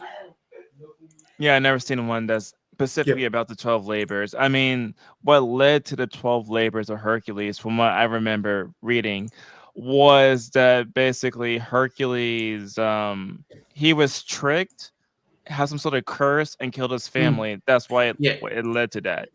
Hera, the wife of Zeus, cursed him with madness, and unknowingly, he killed his family, and to find atonement for his sins. I think he went to the king Eurystheus of I don't remember the city, and Eurystheus told him that he could atone if he completed 10 labors. At first there was 10, but then he had to do Yeah, they two changed more. it to 12 because they felt that the other two labors was like cheating. For example, I believe when he was fighting against the Hydra, he had some sort Yeah, of help, and yeah, they no, added that. Yeah. yeah. In the I think it was that the Hydra, because he was helped by Yolas to cauterize the heads of the Hydra, so he received help. The other one was the stables, because he accepted payment, because I think what he told the king of the stables, he was like, if I can clean it in one day, I can keep a third of your livestock. He said yes, and so he received a third of the livestock of the guy who owned the stables. So that's why they didn't count it. Um, I think the labors could work better as a mini series. That would be like a more like a best way to do it, just like a movie. Maybe it's just me. Also trying to think about. I don't think that there's a single story. Like I wonder who will be like who will get who will This is gonna sound funny. Who's gonna take one for the team and adapt Oedipus? That will be really interesting to see. Has Um, there been like an adaptation of the beginning of the Greek mythology? Because they mentioned before that after the creation of the universe, that basically I think it was Kronos that chopped up the balls of somebody and just put in Uranus. It was Uranus, Uranus. Yeah, Uranus. yeah, Yeah, and put it in Titan the Uranus. waters. Was there ever some sort of adaptation of that? Oh, I don't think so, and it will be Yeah. interesting. It will be interesting to see how they adapt that. Like again, the way I see it is it, Greek mythology has so many interesting stories to take from, and I believe that there is a treasure trove of stories that people could adapt. I believe that we're gonna arrive at that point because these guys know that remakes are not making much money, and also that I think that that's that at one point, and this is the general one. I think that we're gonna see more of these kinds of projects. We're gonna see more of this kind because there's one kind of movie that Hollywood used to do that they're no longer doing. It was like the big epics, like Exactly. like Epic. Yeah. for example, the Ten Commandments, something like the Ten Commandments, or something like Yeah. yeah, or like Ben Hur. That's like one of those movies. Yeah. Look, the thing about those movies, I always say, I always talk to my parents about this and my brother. The thing that Hollywood forgot was the adventure movie, the idea of visiting on foreign lands, fighting monsters, rescuing the princess. Yeah, you can say that's cliche, but those are the kinds of movies that people enjoy.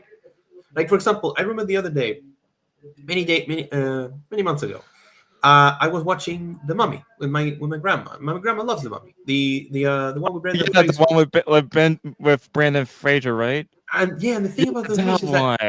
is that, dude, those were the kinds of movies that were made. No, number one, they made bank because they were fun movies, but also that we no longer have those movies. And the problem is that the remake doesn't really work because it does the same shit that every single movie has done. It's like, oh, it's a world-ending threat. No. Don't give me the world-ending threat. I've seen it 100 times. It doesn't mean anything because people do. I was like, I oh, mean, okay. I guess to be fair, I mean, I love the Mummy movies from Brian Fraser, but to be fair, that was actually an adaptation of an earlier story that had Boris Karloff in the Yeah, Boris 1940s. Karloff was Imhotep in Yeah. the original one.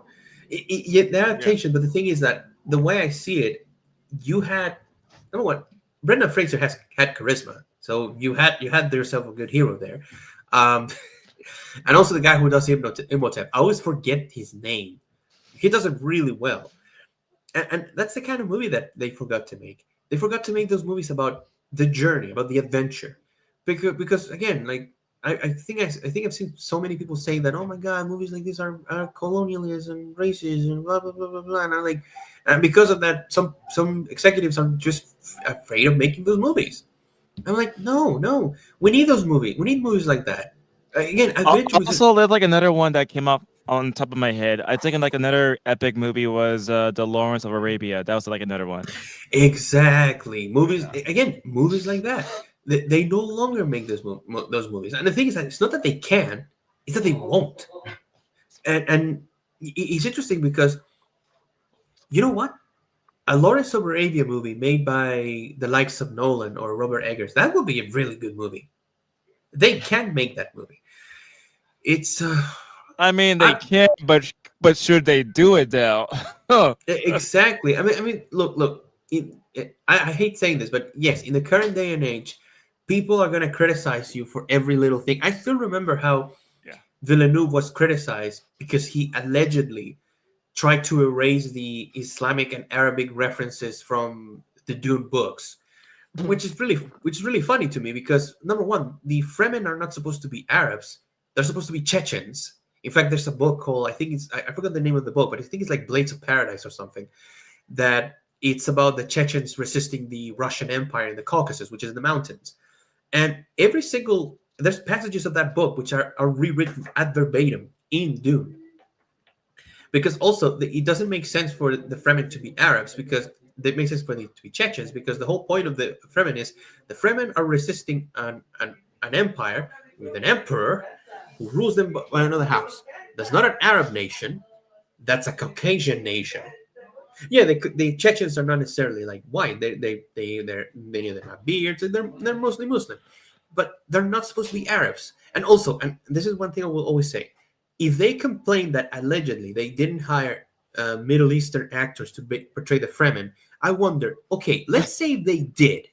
Let's say that every single Fremen actor is portrayed by a North African or a Middle Easterner. People will be then saying, "Oh my God, Paul Atreides is a white savior," or something, or saying that the Fremen are stereotypes of racism, desert people. Blah, blah, blah, blah. They will never be happy. They will never be I, happy. I think like a lot of reasons. It's just because of the film classes that they take in colleges for film critiques. Probably Oh that's yeah. why they do that.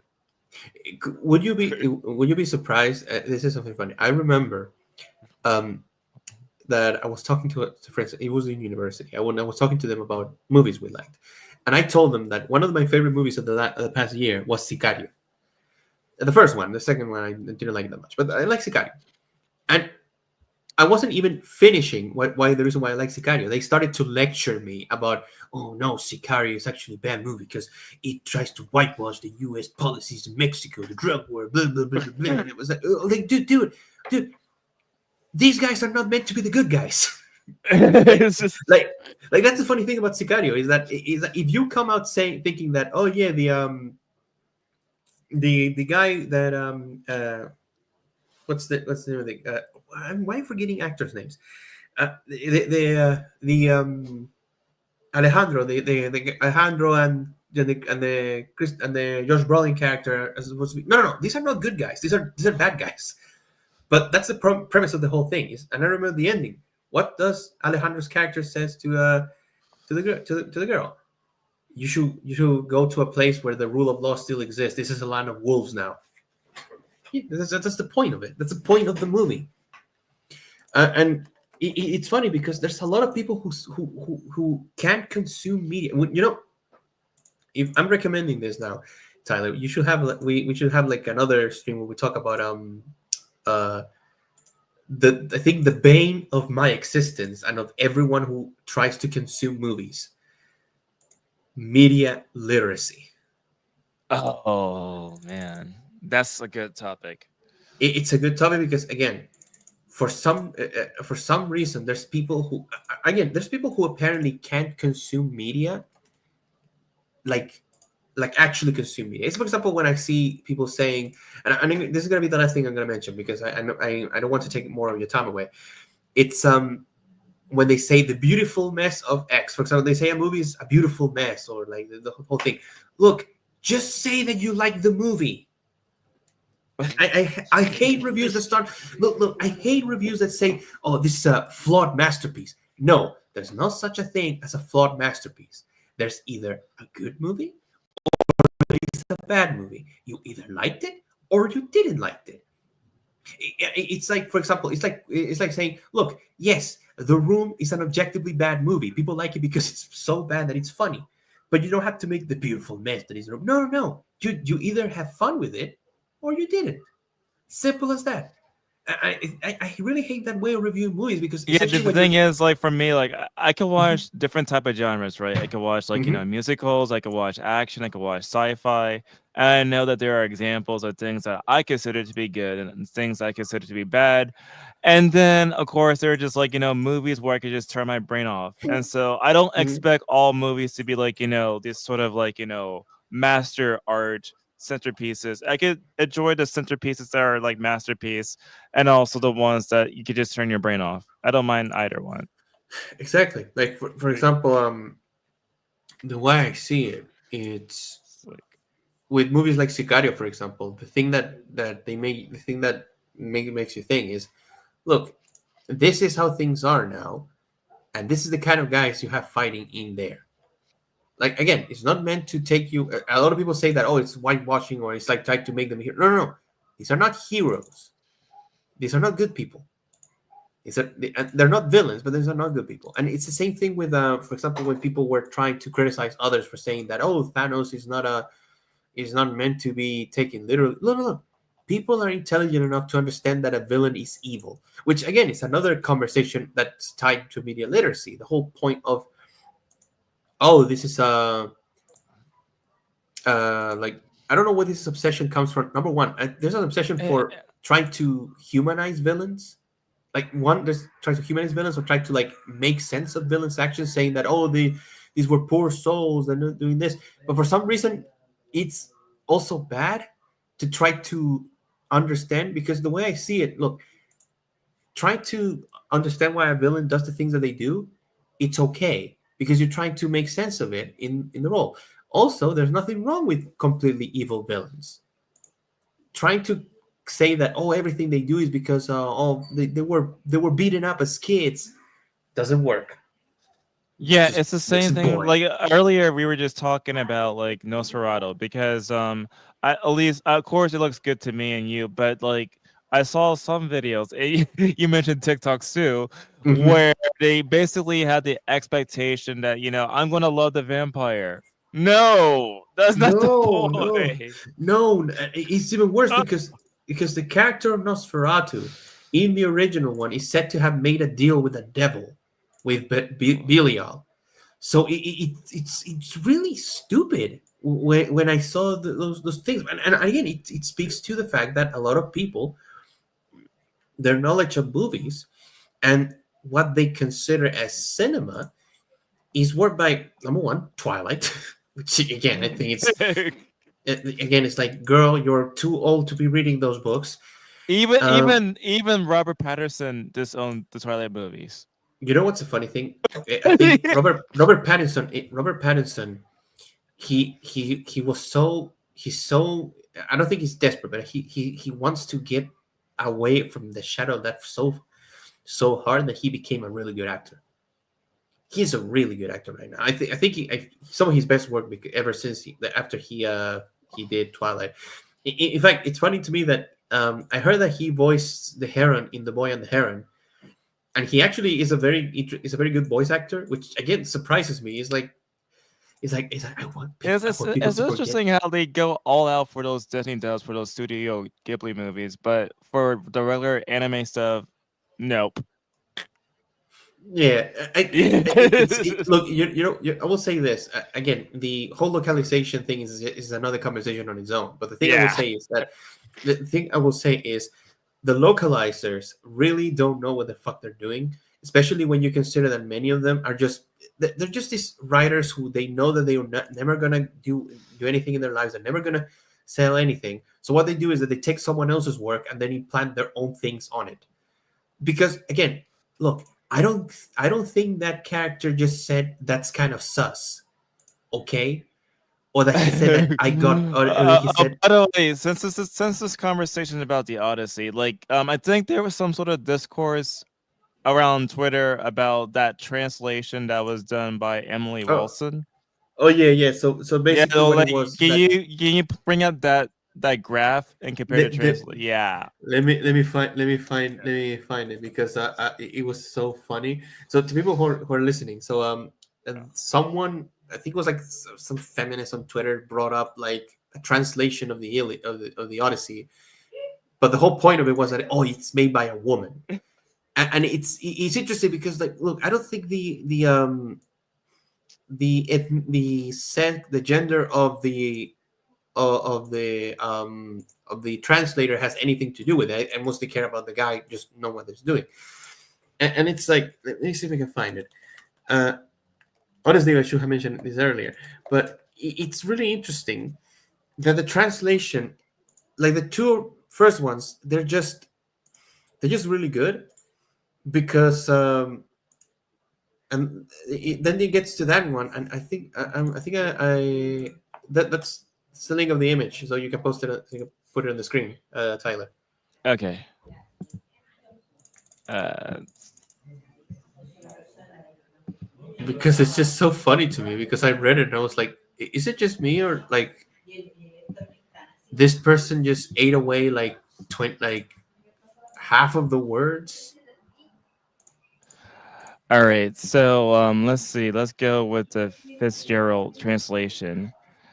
Sing in me, muse, instruct me, tell the story of that man's skill always of contending the wanderer, Herod for years on end, after he plummeted the stronghold on the proud height of Troy.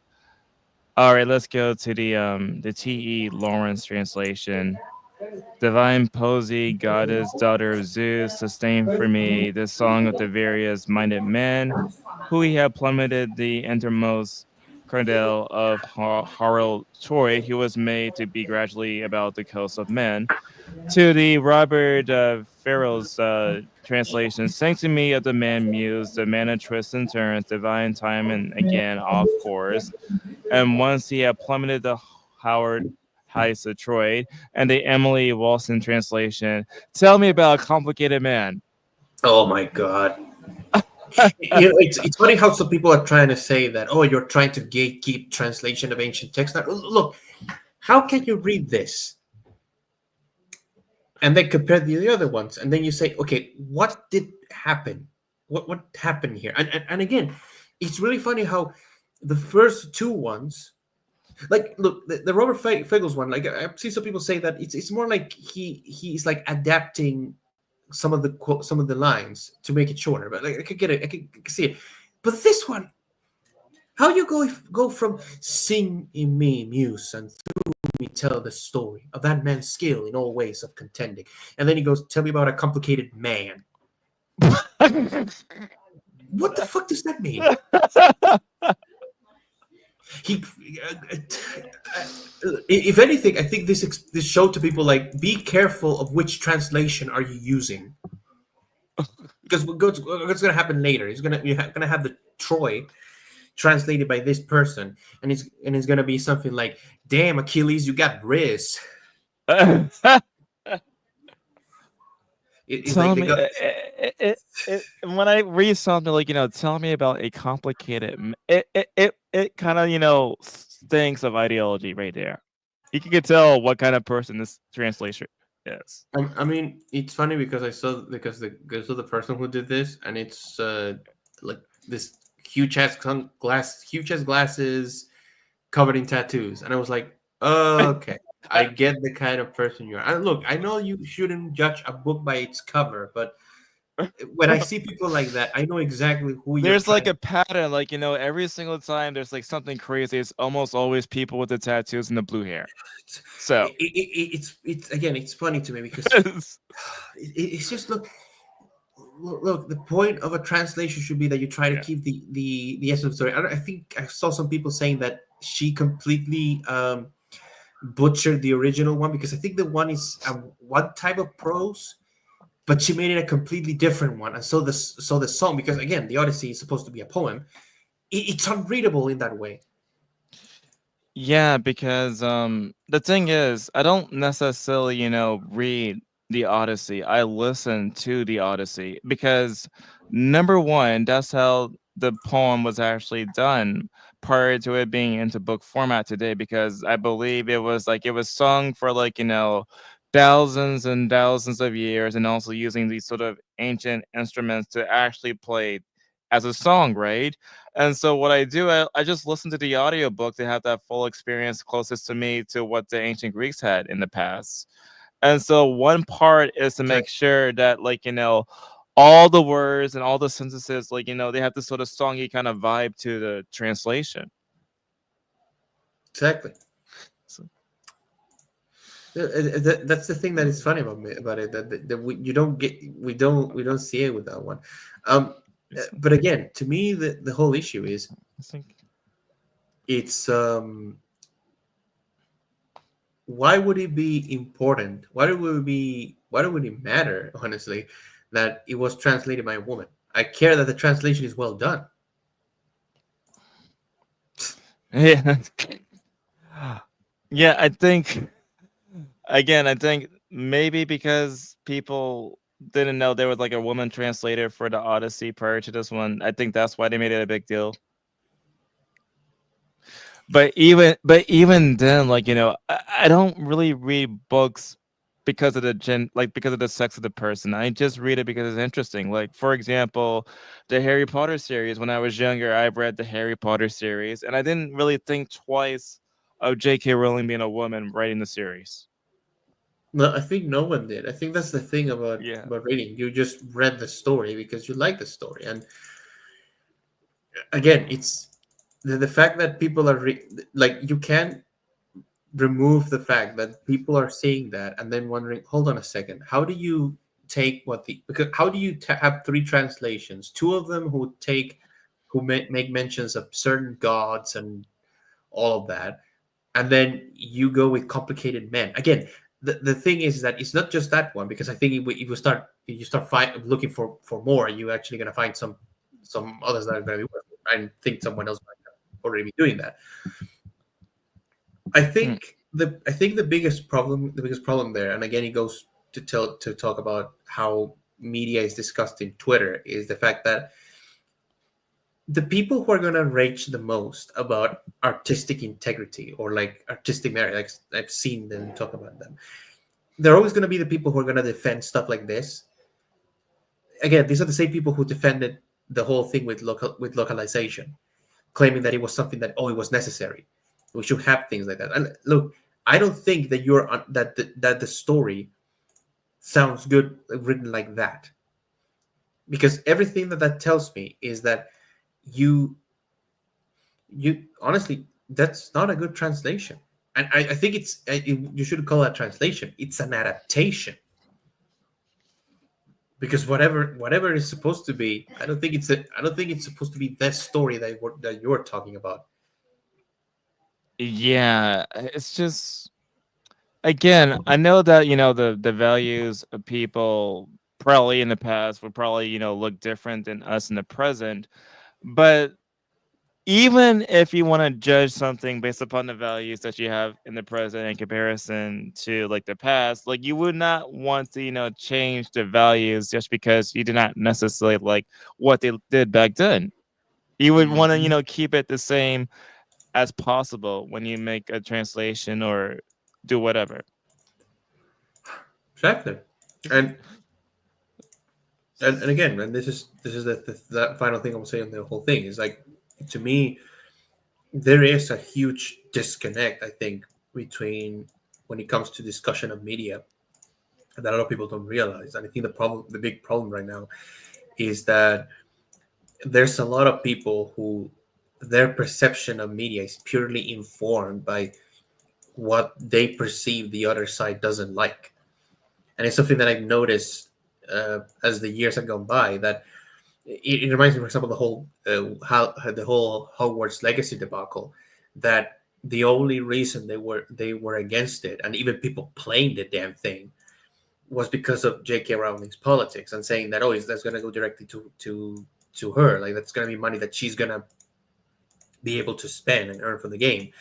And I think that doing all that stuff, what they show to people is like, look, you don't really care about anything other than your team sports. And yes, J.K. You Rowling know has some what's funny opinions. about the whole entire J.K. Rowling Mhm. situation is that Yep. you know how in political theory there's like horseshoe theory. When I saw these people burning her books, it reminded me about those kind of people, those kind of fanatics in the past also burning books for Harry Potter jail.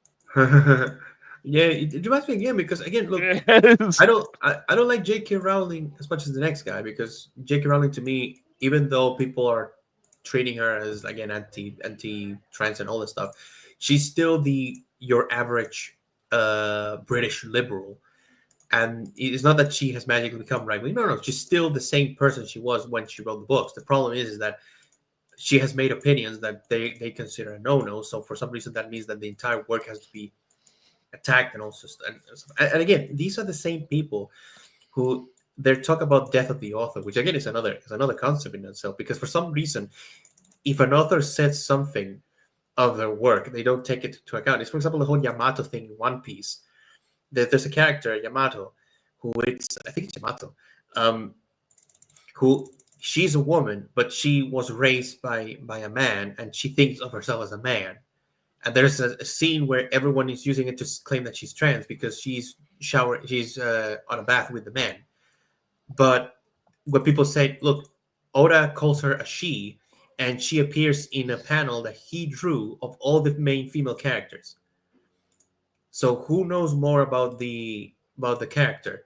You who are reading and consuming the story, or the guy who's writing it? And it's that example right there is almost like saying that Milan's like transgender because she was a man. Try to disguise herself as a man. No. Yeah, yeah. Again, it's funny to me that those kinds of Yeah. stereotypes, those were stereotypes that back then were frowned upon. I still remember Yeah. when I'm old enough to remember when there was a time when they told you shouldn't um, make assumptions based on what people are wearing, and even then, it was also said about people who were supposedly on the spectrum. It's funny to me that stereotypes about gay people in the past, hell, even trans people, are now for some reason considered to be actual things that trans people do. Like again, with the whole thing with dressing, like with clothing and stuff. It's like, wait. So you're telling me that cross dressing to hide yourself counts as being trans? I think that I think that's not the that's not such a good thing if you say it out loud.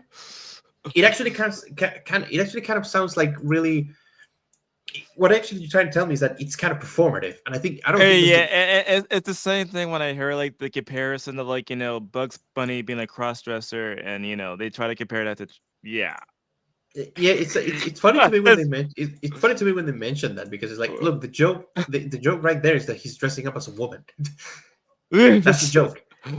Like literally, like that's yeah, the whole point of the joke. Like yeah. I don't understand why people are like looking too deep into that because again, it's the joke is that he's dressing up as a woman. Which again, I don't think you thought this through. Which yeah, I don't know. It's just Okay, but let's end off the stream. So I guess we already know your expectations. I guess my mhm, personal expectations for the Odyssey. Number one, I hope it's gonna be in two parts. Number mhm, two, that the actings will be really good. My mhm, third expectation is to also to have a sense of epic scale, because earlier we were just talking about how in the past Hollywood used to make these sort of epic movies like the Ten Commandments and also Ben Hur and the Mummy. And so it seems to be like this sort of continuation of the epic Hollywood tradition of these sort of large scale movies. And I really hope that we can feel this sort of scale once we see the Odyssey on the big screen. I hope so too. It's like 1 year from now. Right. But thanks everybody for listening to our conversation, and take care. Yeah, take care.